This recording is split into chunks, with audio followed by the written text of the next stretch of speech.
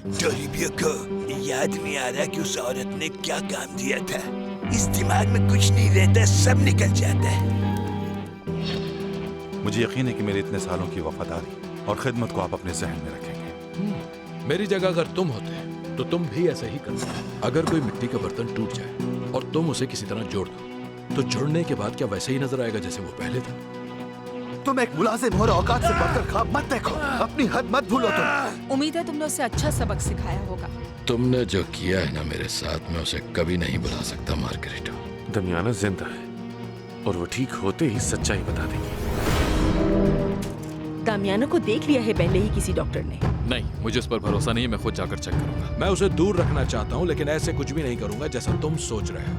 आज आपका दिन, कल मेरा होगा। तुम दोनों के बारे में जकरियास ने ही मुझे बताया। अगर ऐसा है तो अच्छा किया पॉलिनो ने उसे मारा। पोलिनो ने नहीं, जकरियास ने मारा उसे। मैं उससे प्यार करता हूँ और वो भी करती है।